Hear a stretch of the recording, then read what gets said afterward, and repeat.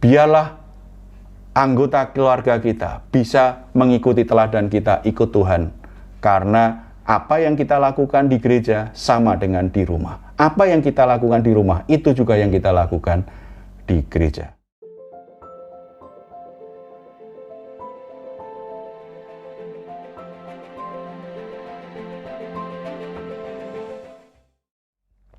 Salam saudara-saudara yang dikasihi oleh Tuhan Yesus Kristus. Saya ketemu dengan seorang yang biasa pelayanan keluarga. Ada satu pertanyaan yang saya tanyakan kepada beliau. Mengapa ada banyak anak-anak muda ketika mereka masih muda, ketika mereka masih kecil, remaja, mereka aktif di gereja. Orang tuanya aktif di gereja. Ada yang jadi majelis gereja, tetapi setelah mereka, anak-anak itu tumbuh menjadi dewasa, ada yang banyak yang meninggalkan Tuhan. Kenapa banyak orang-orang, keluarga-keluarga Kristen yang dari kecil, anak-anak diasuh dalam keluarga Kristen. Kalau hari Natal menjadi hari yang spesial bagi keluarga itu, tetapi banyak anak-anak mudanya yang terhilang, mungkin masih beribadah, tetapi hidupnya tidak menunjukkan komitmennya, tidak mengasihi Tuhan. Senior saya itu menjawab, salah satu masalah dari pelayanan gereja adalah karena banyak orang Kristen itu membuat pemisahan antara gereja dan keluarga. Ketika di gereja kelihatannya keluarganya baik-baik. Ketika di gereja kelihatannya tutur katanya manis. Ketika di gereja rohani sekali perkataan-perkataannya. Tetapi itu tidak sama ketika di rumah. Di rumah penuh caci maki. Di rumah kata-katanya kasar. Di rumah banyak orang tua yang tidak hidup rohani seperti kalau kelihatan di gereja. Jadi ada dua dunia ini. Ada dua cara hidup.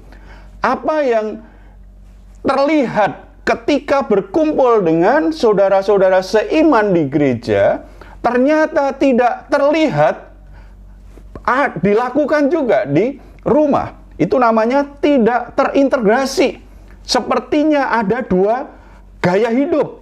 Kalau di rumah semau-maunya, tetapi ketika di lingkungan gereja kelihatan sangat manis sekali, kelihatan sangat rohani sekali, sangat baik.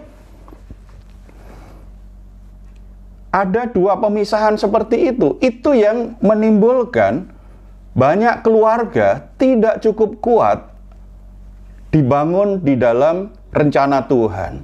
Banyak keluarga-keluarga Kristen yang menjadi rapuh, menjadi lemah. Bahkan anak-anaknya setelah itu bertumbuh menyimpang dari jalan Tuhan. Karena banyak orang tua hidupnya berbeda antara ketika di gereja dan ketika di rumah. Makanya saudara, panggilan kita sebagai gereja yang berbasis keluarga adalah bagaimana kita mengintegrasikan seluruh pelayanan kita di gereja itu dengan nilai-nilai di dalam keluarga. Di gereja dan di rumah itu bisa sama-sama mengasihi Tuhan, sama-sama mencintai firman Tuhan, sama-sama mengerjakan kebaikan seperti yang Tuhan ajarkan. Analogi apa yang tepat untuk menggambarkan tentang gereja? Ada banyak orang Kristen punya gambaran tentang gereja itu banyak sekali. Ada yang menggambarkan bahwa gereja itu seperti restoran. Bicara restoran berarti tempat makan.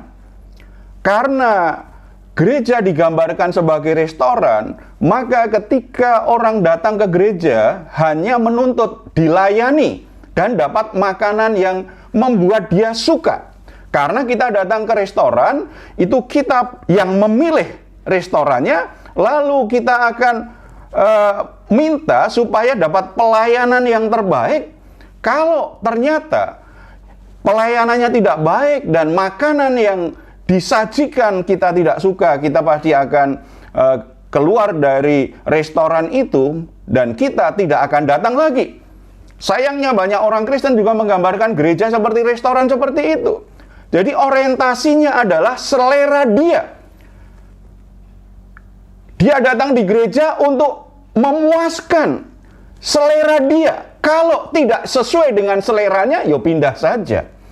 Ada juga yang menggambarkan bahwa gereja itu seperti bengkel.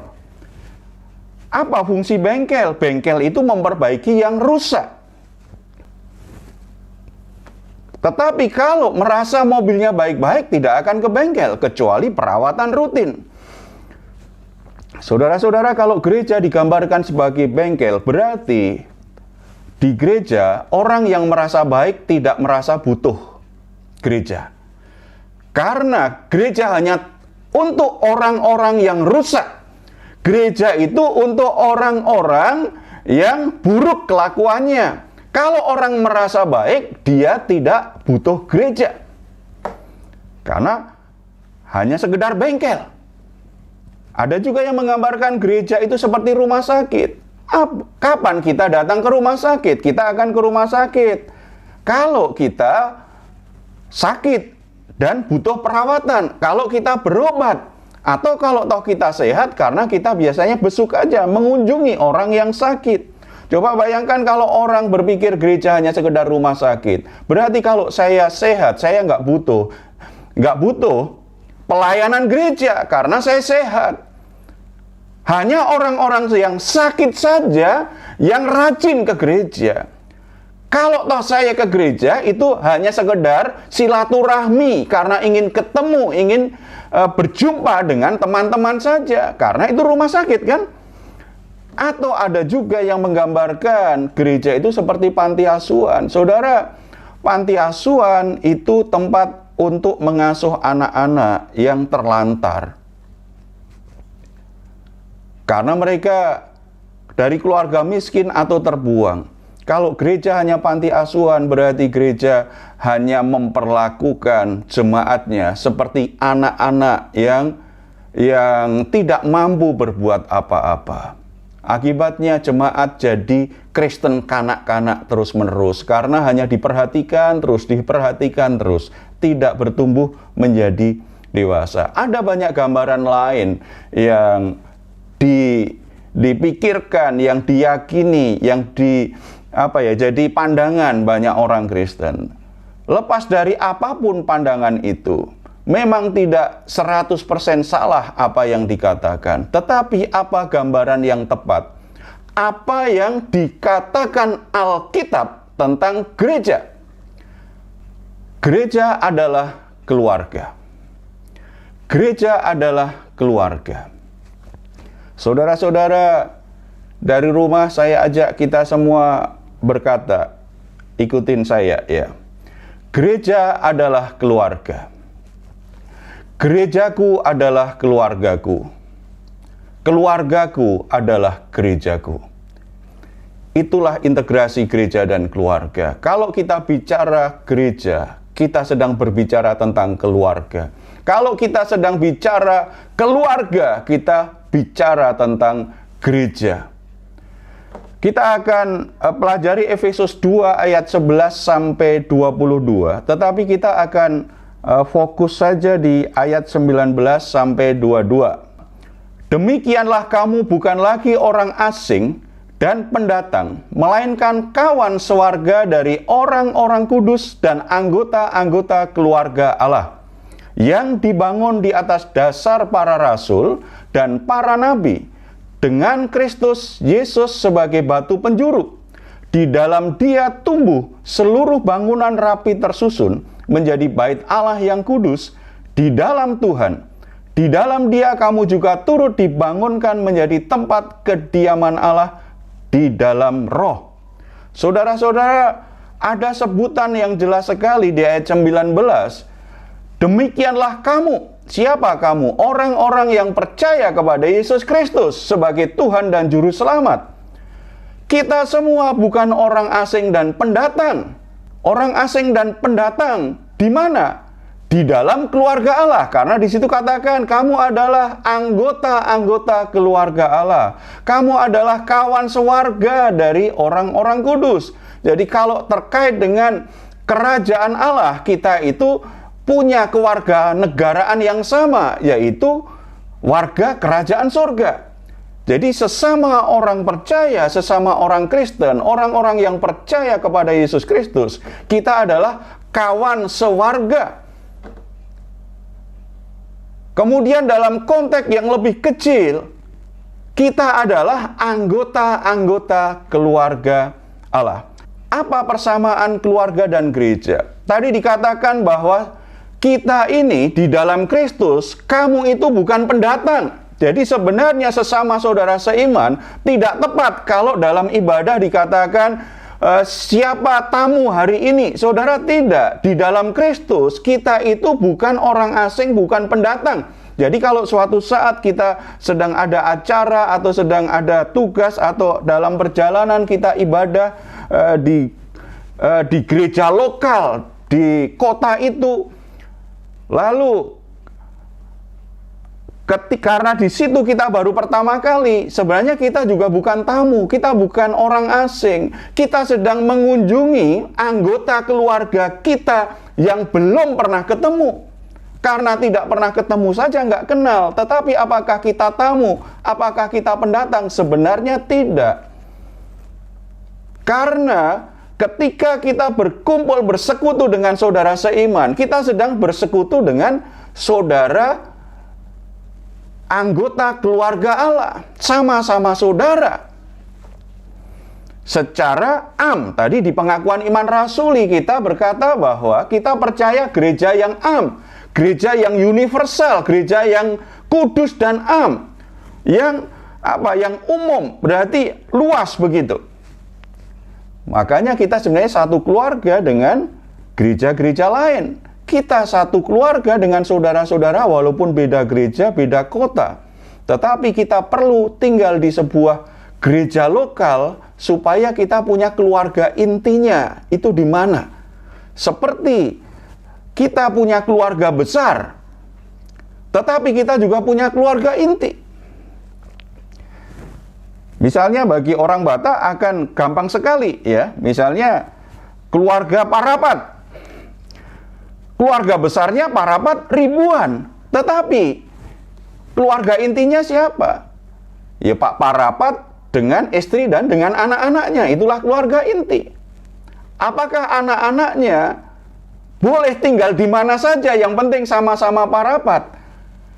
Ya kalau dalam acara tertentu khusus mungkin nggak masalah, tetapi kalau setiap hari dia yang menentukan malam ini saya tidur di rumah Pak Parapat yang mana, setiap hari dia tidak berada di bawah otoritas dari ayah kandungnya, dari ibu kandungnya, maka anak itu tidak akan bertumbuh dengan baik.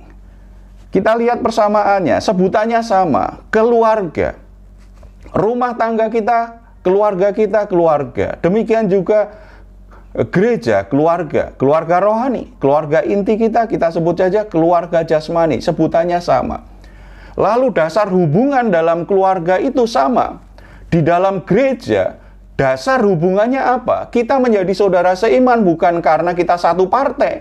Kita menjadi saudara seiman bukan karena kita punya kepentingan yang sama. Kita menjadi saudara seiman bukan karena kita punya selera yang sama, yang cocok. Kita bukan karena kita ini punya hubungan keluarga kandung. Tidak. Kita menjadi satu keluarga rohani karena ikat janji kurban Kristus. Kalau kita perhatikan di ayat-ayat awal, ayat 11 dan seterusnya sebelum ayat 19 tadi, kita bisa dapatkan gambaran bahwa korban Kristus itulah yang akhirnya memberi kita anugerah kita masuk menjadi anggota keluarga. Kita jadi punya saudara seiman.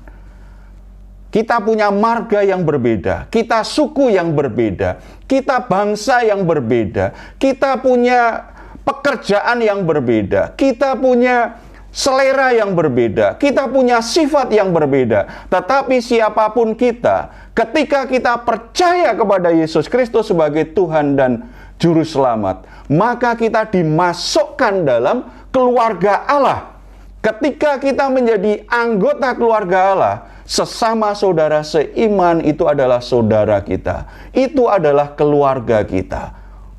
Hubungan kita dasarnya adalah korban Kristus. Itu seperti yang digambarkan di Perjanjian Lama. Ikat janji umat Israel dengan Tuhan itu wujudnya apa? Sunat. Makanya di Perjanjian Lama itu selalu dipisahkan antara bangsa yang bersunat dan bangsa yang tidak bersunat. Yang tidak bersunat bagi orang Israel itu adalah bangsa yang tidak ada di dalam janji berkat Tuhan, bukan bangsa pilihan. Mereka menyebutnya bangsa tidak bersunat. Tetapi ketika menyebut Israel akan menyebut bangsa yang bersunat. Sunat di Perjanjian Lama menjadi tanda bahwa mereka terikat perjanjian dengan Allah. Tetapi di dalam Perjanjian Baru, tanda perjanjiannya bukan sunat, tetapi korban Kristus. Tanda dalam hidup kita bukan fisik, secara fisik. Yang laki-laki disunat, bukan. Tetapi yang membuat kita menjadi anggota keluarga Allah, tanda fisiknya apa? Kita mengalami sunat hati, yaitu pembaruan, pertobatan. Tanda bahwa kita masuk dalam janji hubungan yang khusus dengan Tuhan melalui korban Kristus apa? Hati yang disunat, hati yang bertobat, hati yang diperbaharui. Itu gereja. Jadi dasar hubungan kita dengan Allah, dasar hubungan kita dengan saudara-saudara seiman kita adalah ikat janji yang didasarkan pada pengorbanan Kristus. Sementara dalam keluarga, dasarnya apa? Apakah setiap laki-laki dan perempuan kalau sudah tinggal satu rumah, dia pasti pasangan suami istri? Tidak. Makanya ada istilah kumpul kebo. Kalau laki-laki perempuan ngumpul tanpa nikah, itu namanya kumpul kebo. Itu hanya hidup bersama. Walaupun sama-sama suka, sama-sama mencintai katanya. Tetapi kalau dia belum melakukan ikat janji pernikahan dan diberkati Tuhan, maka mereka belum memiliki dasar hubungan yang benar sebagai pasangan suami istri di dalam Tuhan. Setiap kita ketika kita menikah, ada namanya pemberkatan nikah. Dalam pemberkatan nikah yang dilakukan apa? Itu bukan sekedar ibadah. Tetapi ada yang namanya janji pernikahan, diucapkan laki dan perempuan. Berdasarkan janji pernikahan yang diucapkan oleh laki dan perempuan itu, kemudian pendeta akan meneguhkan pernikahan dan menyatakan pernikahan mereka sah dan diberkati Tuhan. Dilakukan pemberkatan di dalam Tuhan. Sebelum itu dilakukan, maka dasar hubungan pernikahan mereka tidak kudus, tidak diberkati Tuhan. Pesta pernikahan itu bukan dasar hubungan. Makanya kalau saudara-saudara yang muda-muda atau kita punya kerabat, pesta pernikahan bukan yang utama di dalam Tuhan. Itu hanya kepentingan sosial, supaya kita bisa merayakan kebahagiaan pernikahan bersama saudara-saudara, bersama keluarga, orang-orang dekat kita. Tetapi tanpa pesta pun, di dalam Tuhan, dasar pernikahan itu kudus, mulia, dan diberkati Tuhan. Itu yang utama. Jadi dasar hubungannya sama. Ikat janji pernikahan. Lalu siapa otoritas tertinggi di dalam gereja? Otoritas tertinggi di dalam gereja itu bukan gembala, bukan pendeta, bukan penginjil. Otoritas tertinggi di dalam gereja adalah Yesus Kristus. Gembala itu harus tunduk kepada Yesus Kristus. Makanya gembala yang bertanggung jawab itu harus selalu bergumul tunduk pada Kristus. Apa yang harus disampaikan ketika berkhotbah? Dia harus membuka hati. Tuhan ingin dia khotbahkan apa? Bukan semau-maunya sendiri, bukan sesuai seleranya sendiri. Hamba-hamba Tuhan yang bertanggung jawab terhadap jemaat Tuhan, dia tidak boleh asal-asalan khotbah, tidak boleh asal-asalan buat pelayanan yang dia suka saja. Tidak. Dia harus menangkap betul apa visi Tuhan, apa yang dikehendaki Tuhan bagi jemaat. Itu yang harus disampaikan, itu yang harus dikerjakan. Bukan hanya sekedar juga supaya membuat jemaat senang, itu namanya panti asuhan. Supaya jemaat senang. Bukan juga hanya fokus sepertinya jemaat itu semuanya jelek, semuanya buruk. Itu namanya rumah sakit, itu namanya bengkel. Tidak. Karena sebagaimana di dalam keluarga, kan ada juga kadang-kadang anak yang bermasalah. Ada anak yang sulit berubah, ada anak yang menyusahkan orang tuanya, tetapi ada juga anak yang membuat bahagia, yang menyenangkan orang tuanya. Ada anak yang membutuhkan perhatian khusus dari orang tuanya, tetapi ada juga anak yang mandiri. Orang tuanya tidak perlu memberi perhatian banyak, dia tanggung jawabnya sudah tumbuh sendiri. Sebagaimana keluarga juga seperti itu. Gereja otoritasnya adalah Kristus sebagai kepala gereja yang utama. Lalu siapa otoritas? Siapa pemimpin tertinggi di keluarga? Kepala keluarga, benar, kepala keluarga adalah seorang bapak. Dalam konsep Alkitab, kepala keluarga itu bukan istrinya, bukan mertua, bukan pamannya, tetapi kepala keluarga adalah suami. Ketika orang menikah, suaminya otomatis jadi kepala keluarga. Jadi pemimpin yang ada di keluarga adalah suami, itu kepala keluarga.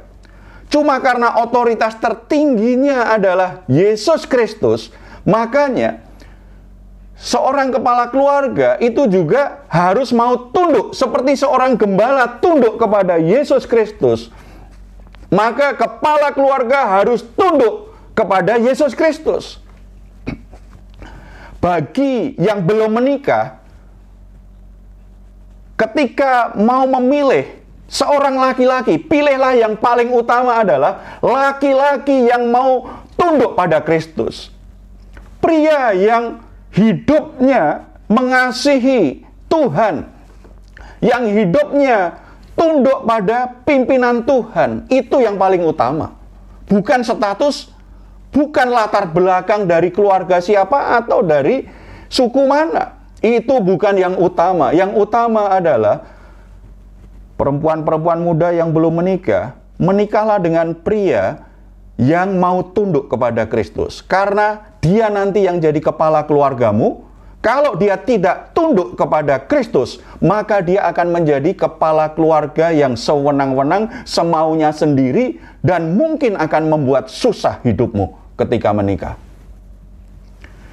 Yang ketiga, dasar kehidupan. Dasar dari gereja apa? Pertama, iman kepada Yesus. Tadi di ayat 19, ayat 20-21 kan jelas, ya. Jadi Yesus itu jadi batu penjuru. Kemudian para rasul mulai meletakkan dasarnya. Saudara-saudara yang pernah melihat orang membangun rumah itu pertama dimulai dari apa? Dari desainnya. Itulah visi. Itu yang namanya visi. Dimulai dari gambarnya. Kemudian tukang-tukang akan membangunnya sesuai dengan gambar itu. Apa yang dilakukan oleh tukang bangunan pertama kali sebelum membangun rumah? Dia akan meletakkan satu batu, itu menjadi namanya batu penjuru. Itu menjadi titik tolak di mana batu fondasi yang lain nanti diarahkan. Jadi apa bentuk bangunannya begitu, itu dimulai dari satu batu dulu, itu namanya batu penjuru. Berdasarkan batu penjuru itu, kemudian akan diletakkan batu-batu yang lain di kiri kanannya. Setelah itu baru ke atasnya. dibangun dasarnya. Dasar hidup kita apa? Dasar hidup gereja apa? Pertama, Yesus Kristus. Yang kedua, pengajaran Rasul itu ditulis di dalam Alkitab kalau sekarang. Berarti dasar kehidupan gereja itu apa? Yesus dan Alkitab. Tanggung jawab utama gereja itu adalah menolong jemaat supaya mengenal Yesus dengan benar. Yang kedua, menolong jemaat supaya bisa mengerti Alkitab dengan baik. Baru setelah itu dilatih, dimotivasi untuk menjalani hidupnya dengan menjadikan Yesus itu pusat hidupnya dan melakukan keputusan pilihan dan lakukan apa saja sesuai dengan apa yang diajarkan oleh Alkitab. Itu tugas utama gereja. Di keluarga Kristen apa? Dasar kehidupan keluarga kita juga adalah harus Yesus dan Alkitab. Bapak Ibu membangun keluarga, jangan hanya dasarnya adalah tradisi keluarga. Dasarnya adalah adat istiadat. Dasarnya adalah apa yang sedang tren di dalam masyarakat. Apa yang lagi disukai di masyarakat, yang sedang viral di masyarakat. Tidak. Kita harus membangun keluarga kita, dasar kehidupan keluarga kita, pertama, Yesus Kristus. Yesus Kristus harus menjadi pusat dari rumah tangga kita. Apapun yang akan kita lakukan, Yesus itu menjadi sentral, menjadi dasar pertimbangan. Setelah itu, keputusan, pilihan, dan apapun yang kita lakukan, orang tua menasehati anaknya. Apa yang harus dilakukan? Dasarnya tidak boleh hanya karena selera orang tua. Dasarnya karena orang tua suka. Tidak. Dasarnya adalah Alkitab. Dasarnya adalah kebenaran firman Tuhan. Yesus dan Alkitab itu harus menjadi kehidupan kita di dalam rumah tangga. Segala sesuatu yang kita putuskan, kita pilih, itu dasarnya Yesus dan diarahkan dalam prinsip-prinsip kebenaran firman Tuhan. Nasihat-nasihat, arahan, pimpinan, ajaran sesuai dengan apa yang dikatakan Alkitab. Jangan hanya apa yang jadi kebiasaan leluhur, jadi kebiasaan keluarga besar, yang jadi selera dan hobi orang tua. Tidak. Tuhan tidak mengajarkan kita supaya sebagai orang tua itu kita meneruskan, anak kita meneruskan hobi kita, anak kita meneruskan selera kita, supaya anak kita cocok dengan selera kita. Bukan sekedar itu. Itu hanya hal-hal yang kecil saja. Sebenarnya itu nggak terlalu penting. Makanya bagian yang keempat, tujuannya apa? Kita akan lihat gereja dulu ya. Tujuan gereja itu apa sih? Kalau kita pelajari di perikop ini, tujuannya apa? Tujuannya adalah kesatuan dengan Yesus Kristus. Menjadi tempat, menjadi bangunan yang rapi tersusun, dan menjadi bait Allah. Itu bicara apa? Menjadi tempat di mana Tuhan hadir. Itu bicara tentang jemaat itu semakin hari semakin menyatu dengan Kristus. Itu tujuan gereja. Membuat jemaat semakin menyatu, bukan membuat jemaat itu semakin senang, bukan membuat jemaat semakin secara ekonomi bertambah-tambah, bukan membuat jemaat semakin aktif. Itu bukan tujuan utama. Tujuan utamanya adalah jemaat bertumbuh hari demi hari, semakin menyatu, semakin hidupnya terarah kepada Kristus, mengalami kepenuhan Kristus. Itulah tujuan utama gereja. Kalau jemaat bertumbuh semakin menyatu dengan Kristus, nggak usah disuruh-suruh, dia pasti mulai terbeban dalam pelayanan. Kalau Orang Kristen itu bertumbuh semakin menyatu dengan Kristus. Gak usah disuruh-suruh, dia akan terbeban dengan pekerjaan Tuhan. Karena semakin dekat dengan Tuhan, semakin menyatu, merasakan hatinya Tuhan. Hatinya Tuhan itu apa sih? Hatinya Tuhan itu penuh belas kasihan kepada orang-orang berdosa. Hatinya Tuhan itu merindukan satu hubungan yang dekat dengan umatnya. Tidak hanya sekedar itu, kalau hubungan dengan Tuhan sifatnya kan pribadi. Tetapi gereja juga menjadi keluarga di mana Tuhan ingin melakukan pelipat gandaan atau multiplikasi keturunan ilahi. Generasi yang memancarkan keserupaan dengan Kristus. Selain hubungan, dari hubungan itu menjadi sebuah proses supaya jemaat Tuhan hari demi hari bertumbuh dan berubah menjadi serupa dengan gambar Kristus. Semakin banyak jemaat, tanggung jawabnya semakin besar karena Tuhan semakin meminta supaya generasi umat yang bertumbuh dan berubah serupa dengan Kristus semakin banyak juga. Keserupaan dengan Kristus terjadi multiplikasi. Pelayanan gereja harus bisa memultiplikasi keturunan ilahi. Bukan sekedar ngumpulin banyak orang, tetapi memultiplikasi. Ini bagian dari amanat agung. Pemuritan itu memultiplikasi keturunan ilahi. Lalu apa tujuan keluarga? Tujuan keluarga kalau kita pelajari di Efesus pasal 5 misalnya di sana. Itu kesatuan suami istri. Kita meninggalkan orang tua untuk apa? Bersatu dengan pasangan kita.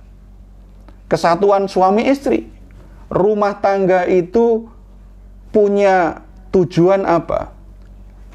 Hari demi hari suami istri semakin menyatu. Semakin menyatunya suami istri di dalam Tuhan, maka keluarga itu semakin dipenuhi dengan kehadiran Tuhan. Karena melalui hubungan suami istri itu, maka sesuatu yang rohani yang tidak terlihat itu akan mulai kelihatan. Makanya ketika suami istri tidak harmonis, suami istri ada banyak konflik, tidak boleh itu dianggap sebagai sesuatu yang biasa, sesuatu yang wajar. Itu sesuatu yang harus membuat kita prihatin, bergumul betul, supaya rumah tangga kita dipulihkan oleh Tuhan. Semakin menyatunya suami istri, maka berkat Tuhan semakin tercurah. Mazmur 133 jelas sekali kan? Kalau kita hidup rukun, Tuhan perintahkan berkat. Tidak hanya diberkati Tuhan loh, Tuhan perintahkan berkat. Salah satu yang menghalangi banyak keluarga tidak diberkati Tuhan apa? Suami istri tidak menyatu. Suami istri ambil jalannya masing-masing. Suami istri tidak mau hidup rukun.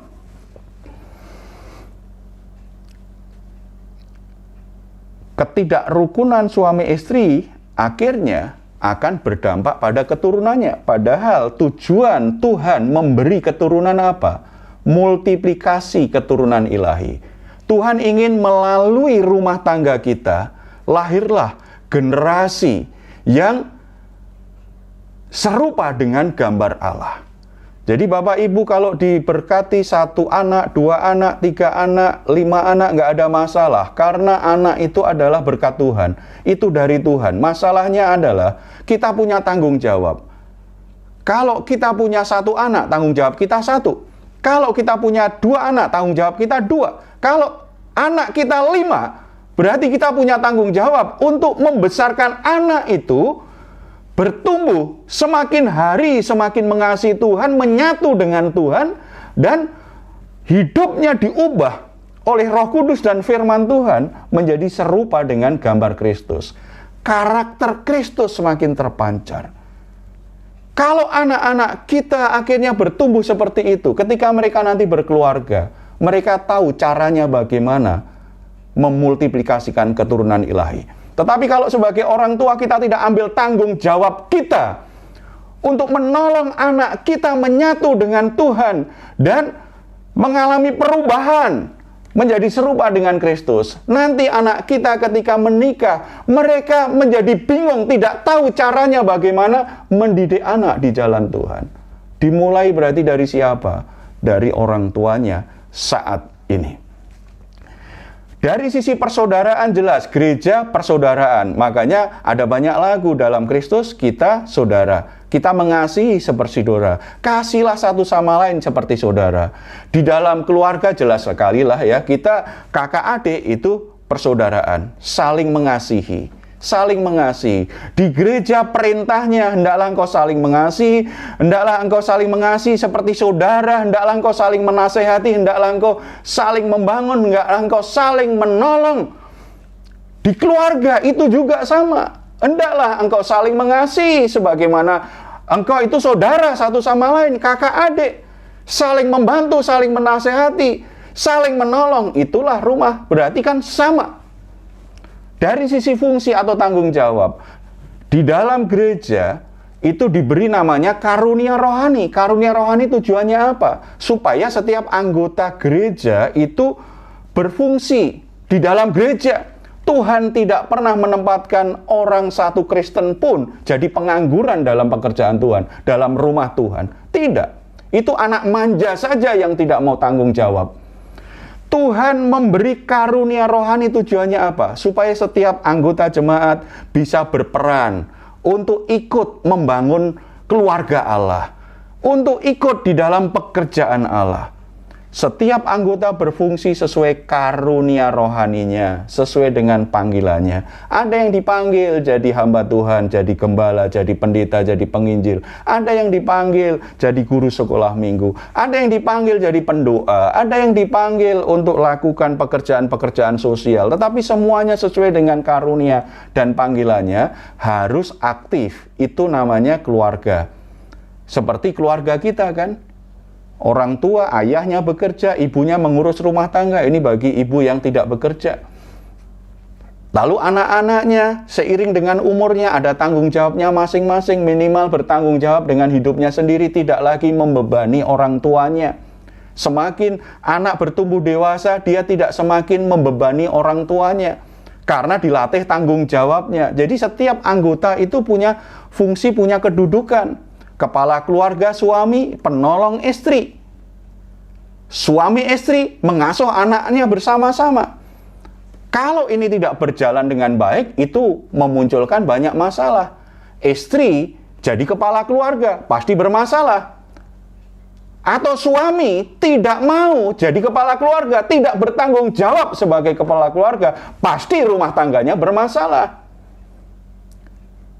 Tidak jadi pemimpin yang baik, pasti bermasalah. Demikian juga kalau istri tidak jadi penolong yang baik, pasti rumah tangganya bermasalah.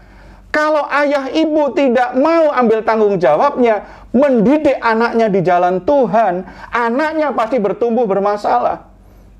Karena memang Tuhan merancang, sudah ada tanggung jawab, kemampuan, dan karunia untuk itu. Jadi ada persamaan. Makanya pelayanan gereja dan keluarga itu harus menyatu, tidak boleh terpisah-pisah. Jadi saudara-saudara, karena gereja dan keluarga itu ternyata punya persamaan dalam banyak hal, dibangun dalam rancangan yang sama, maka gereja kita punya visi untuk mengintegrasikan seluruh pelayanan gereja dengan keluarga. Kita rindu apa yang dilakukan di gereja, apa yang kita yakini di gereja, itu sama dengan yang kita kerjakan di rumah. Biarlah anak-anak kita melihat bahwa kita sebagai orang tua di gereja dan di keluarga sama. Biarlah anggota keluarga kita bisa mengikuti teladan kita, ikut Tuhan. Karena apa yang kita lakukan di gereja sama dengan di rumah. Apa yang kita lakukan di rumah, itu juga yang kita lakukan di gereja. Amin.